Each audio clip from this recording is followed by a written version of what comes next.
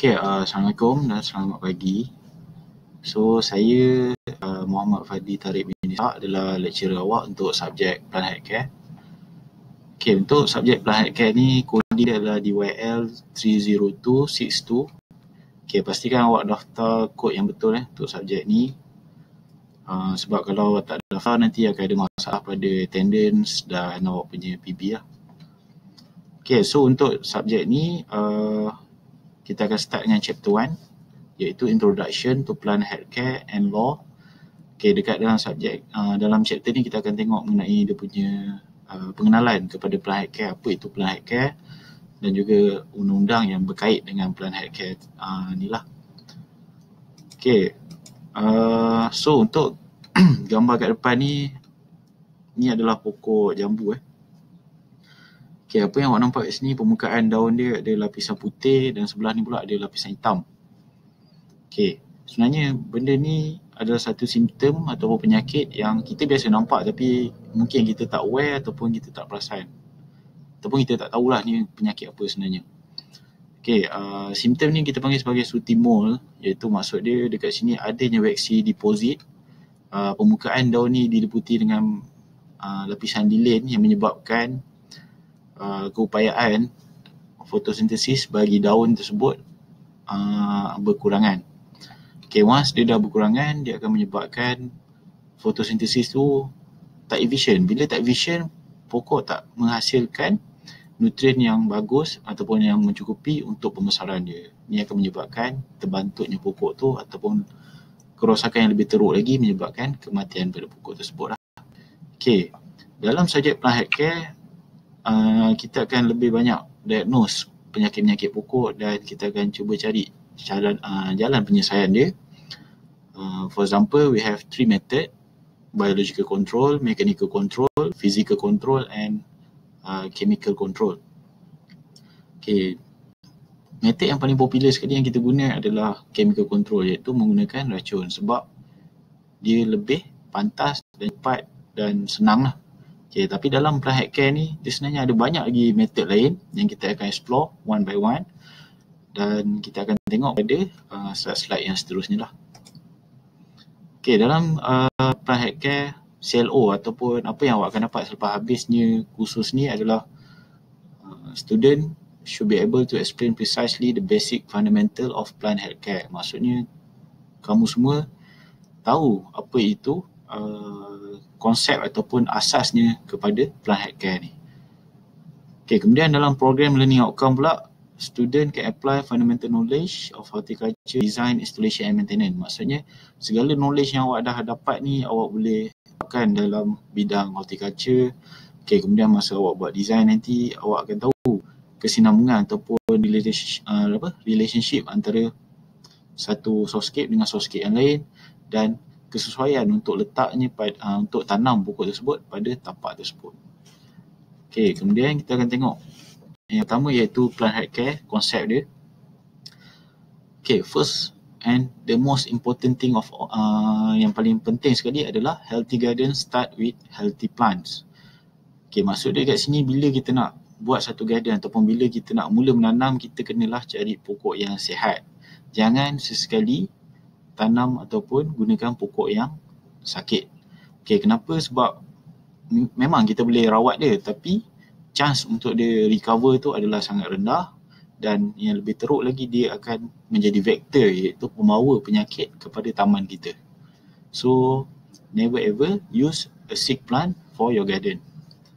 Kemudian nombor 2, Plant Healthcare is a concept that was developed as a natural evolution from integrated pest management. Maksud dia dekat sini, Plant Healthcare ataupun kita panggil sebagai kesejahteraan tumbuhan adalah satu konsep yang kita bangunkan berdasarkan daripada kawalan perosak secara bersepadu. Integrated pest management adalah kawalan perosak bersepadu. Ini kita akan tengok dengan lebih lanjut nanti apa yang dimasukkan dengan IPM ni. Yang penting IPM filosofi dia adalah untuk menghasilkan alternatif kepada kawalan kimia. So, ni yang saya kata tadi, iaitu kita tak depends pada kawalan kimia saja, kita tak depends pada racun saja, kita ada banyak lagi metod lain untuk kawal penyakit tumbuhan tu lah.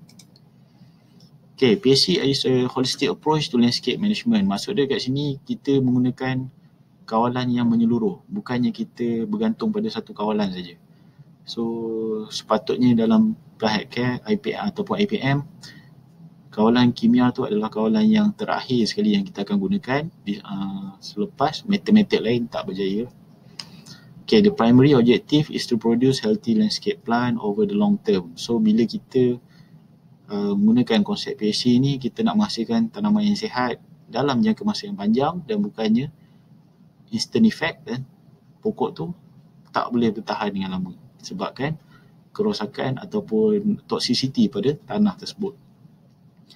Okay, yang pertama, providing ideal environment, ecosystem for the growth.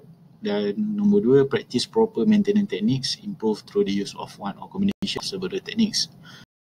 Okay, maksud ideal environment kat sini adalah satu ekosistem yang balance, yang sihat untuk pokok ataupun untuk mikroorganism tempat tersebut. Okay, contoh dia, kawasan tersebut dari segi climate dia tak terlampau panas, dia tak terlampau sejuk.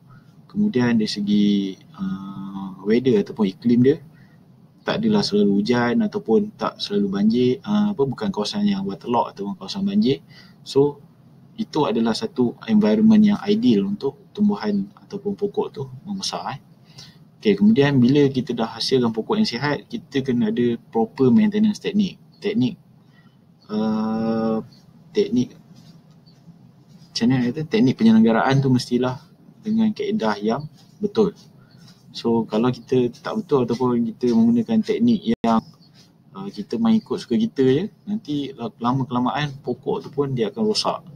So sekarang ni kita boleh nampak banyak kes-kes pokok-pokok tumbang, terutamanya pada musim hujan, dan ini kebanyakannya disebabkan oleh improper maintenance teknik. Maksudnya cara pruning yang salah, pemangkasan yang salah, penjagaan pokok tu yang salah, dan yang paling penting sekali adalah dia punya penanaman dia, lokasi dia tak sesuai dan dia mendatangkan risiko. So itu yang kita nak elakkan lah. Okay, kita ada 6 konsep PSC. Yang pertama, choosing the right plant. Okay, ni kita tengok lebih lanjut kejap lagi. Dan nombor 2 adalah soil management. Nombor 3, planting hole. 4, qualitative plants. Nombor 5, suitable medium. Dan nombor 6, maintenance practice.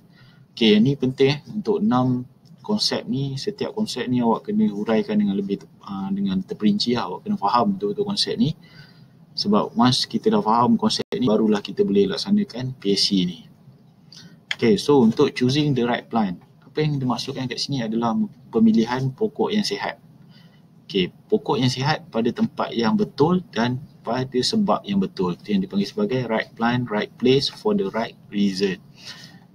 Okay, bila kita pilih pokok yang betul, contoh dia kawasan tumpuan, ataupun roundabout ataupun kawasan yang menjadi focus point lah kepada pengunjung. So biasanya kita akan menggunakan pokok yang menarik perhatian dan tidak membahayakan pengunjung. Okay, contoh dia biasa kita tengok kalau dekat Putrajaya, dekat roundabout dia, kebiasaannya dia akan tanam dengan pokok-pokok bunga annuals. Kenapa? Sebab pokok bunga annuals ni warna dia atraktif, menarik, dan di samping tu dia adalah tempat yang melambangkan identiti kawasan tersebut. So itu yang dipanggil right plant, right place, dan pada right reason, iaitu sebab dia betul lah untuk dia nak pastikan, dia nak make sure kawasan tu nampak atraktif. So itu yang konsep yang first kali kita kena ingat. Jangan kita main letak je pokok itu tanpa memikirkan kesesuaian dia pada tempat tu. Okay, kemudian kita ada juga requirement yang lain. Yang pertama, contoh dekat sini adalah water requirement. Bila kita tanam pokok tu, pastikan water availability dia mencukupi. Okay, maksud dia kat sini, bila awak decide untuk buat garden kat area tu, pastikan dia ada sumber air. Jangan nanti dah ada garden, dah siap, dah cantik, tapi sumber air dia tak ada ataupun jauh. So lama kelamaan maintenance kat kawasan tu dia akan menurun ataupun drop. Penyiraman tak berlaku dengan sempurna dan menyebabkan kematian pada pokok yang ada kat situ. Okay, kemudian landscape value. Okay, cuba pilih pokok yang menarik perhatian dan maksud dekat sini, enjoyment by considering more than just flower, bukan sekadar bunga sahajalah. Maksudnya pokok tu ada value dia daripada kawasan tersebut. Dan lagi bagus adalah pokok tu menjadi mercu tanda kepada kawasan tersebut. Okay, itu yang dipanggil sebagai landscape value. Okay, kemudian choosing the right plant, exposure. Maksud dari sini, okay, apa yang awak dah belajar dalam plant ID ataupun plant sign. Okay, setiap pokok ni dia mempunyai exposure yang berlainan. Okay, contoh dia ada pokok yang perlukan full sunlight, ada pokok yang perlukan semi sunlight ataupun semi shade, dan ada pokok yang perlu hidup secara indoor. Okay, benda ni penting kita tak boleh nak ubah dia. Pokok indoor kita nak tanam kat luar, so tak boleh, dia akan mati. Okay, contoh dia kat bawah ni, ini adalah pokok bougainvillea. So yang ni bukannya bonsai, bonsai bukannya nama pokok. Bonsai adalah satu teknik gubahan pokok. So jangan silap lah. Kalau saya tanya soalan, adakah pokok ni pokok bonsai ataupun bougainvillea, so jawapan dia adalah bougainvillea. Okay, contoh dia bougainvillea ni dia adalah pokok yang perlukan full sunlight. So bila dia duduk kat tempat yang panas, dia akan atraktif, bunga dia akan bloom dia akan lebih cantik, dan pokok tu akan lebih sihat. Compare dengan pokok ni, bila awak letak di semi shade, dia akan kurang atraktif. Dia bukannya mati, dia akan kurang atraktif. Okay, bougainvillea ni antara pokok yang kuat. Dia boleh thrive dalam condition yang macam mana sekalipun, dia still boleh hidup. So dia adalah salah satu climbers yang memang kuat lah untuk ditanam, dan pokok ni menghasilkan warna yang cantik. So itu yang dimasukkan dengan exposure, pemilihan pokok itu pada bila awak nak letak pokok tu, pastikan dia berada di tempat yang betul lah. Okay, kemudian kita tengok pula pada soil management. Okay, dalam soil management ni yang penting adalah pH. Pastikan bila kita nak tanam pokok tu, pH adalah dalam lingkungan 5.5 ke 7, iaitu neutral pH. So elakkan daripada pH yang bawah daripada 5, iaitu acidic, ataupun lebih daripada 7, iaitu alkaline. So dia tak mendatangkan nutrien yang bagus lah, ataupun pokok tak hidup dengan lebih sihat kat situ. Okay, bila kita tengok pada tanah ni, kita ada proses yang dipanggil sebagai liming, pengkapuran. Liming ni hanya dilakukan bila tanah tersebut pH value dia adalah 5.5 dan ke bawah. Maksudnya dia acidic lah, 5,4,3,2,1 tu, ke atas 5,4,3,2,1 tu. So barulah kita gunakan liming. Kalau tanah dia pH 7 ataupun 6.0 dan sebagainya, tak perlu untuk dilakukan liming. Sebab once awak buat je liming, tanah tu akan menjadi alkaline. Okay, dalam liming kita menggunakan bahan yang dipanggil sebagai kalsium and magnesium. Kalsium biasanya kalsium oxide, magnesium oxide lah, yang kita tabur pada tanah, dan dia akan menyebabkan tanah tersebut bertukar daripada pH dia. Okay, bila kita liming tanah ni ataupun kita buat pengkapuran, once tanah tu dah natural, this neutralize soil acidity dan menyebabkan increase activity of soil bacteria. Okay, kelas soil bacteria pada tanah adalah satu benda yang sangat penting. Okay, bakteria ni tak semuanya bersifat patogenik ataupun merosakkan ataupun berpenyakit. Kebanyakannya soil bacteria lebih kepada mendatangkan manfaat ataupun nutrien pada pokok tersebut. Okay, contohnya kita sebelum ni kita biasa guna baja EM1. Dalam EM1 ada berjuta-juta bilion ataupun bilion bakteria yang baik dan menyebabkan tanah kita ni, dia sebenarnya bakteria ni dia menyebabkan penguraian nutrien pada tanah tersebut. Contoh, tanah tu ada nitrogen, fosforus ataupun kalium dan sebagainya. So once potassium. So bila ada bakteria kat situ, dia menguraikan nutrien tu dan menyebabkan pokok tu boleh absorb dalam nutrien yang dah terurai lah, mudah dah lebih hancur. So senang untuk absorb dan dia menyebabkan dia lebih cepat besar. Okay, so liming tadi dia akan reduce acidity dan dia akan meningkatkan pH level lah, iaitu menyebabkan bila terlebih dia akan menyebabkan dia berlakunya alkaline, menjadi alkali. Okay, bila kita melakukan aktiviti pengkapuran ni, so make sure PPE kena complete. Contoh pada gambar ni dia menggunakan glove getah.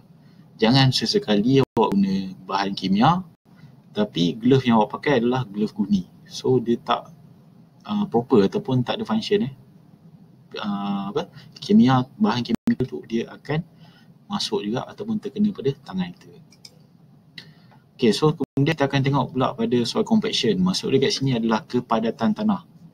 Okay, bila tanah ni terlampau padat, dia menyebabkan low level of oxygen dan poor moisture retention. Maksudnya dia tak boleh nak absorb air. Air tak boleh nak ada dalam tanah tersebut. Okay, ni kita boleh tengok contoh dia pada padang ataupun kawasan yang tak ada rumput. Kebiasaannya kalau tak ada rumput ni, tanah dia memang keras dan ibarat macam hampir kepada batu lah. So bila terlampau keras, akar tak boleh nak penetrate dan menyebabkan rumput tak boleh nak tumbuh kat situ. So tu keburukannya bila tanah kita ni terlampau padat. Okay, so apa nak buat kalau tanah dia jadi padat? Dia ada satu proses yang kita panggil sebagai soil thinning. Maksudnya kita mencucuk tanah tu menggunakan mesin, menghasilkan lubang-lubang udara yang baru dan dia akan menyebabkan akar rumput tersebut boleh berkembang kat situ. So jadilah tanah yang subur balik. Okay, kemudian soil nutrient fertilizer application should be done periodically ataupun secara berjadual. Periodically to ensure that the nutrient content in the soil always at an optimum level. Okay, pembajaan bukannya perlu dilakukan secara harian, tapi dia secara berkala. Maksud dia kat sini mengikut kesesuaian pokok. Kalau pokok besar, pembajaan dia adalah lebih kurang daripada pokok yang lebih kecil, tapi once kita baja, dos dia adalah lebih tinggi. Okay, sebagai contoh, pokok buah-buahan, minimum requirement untuk pembajaan adalah 3 kali setahun. Itu minimum. Lebih boleh, tapi seeloknya jangan kurang daripada tu. Okay, pembajaan apa yang nak digunakan bergantung.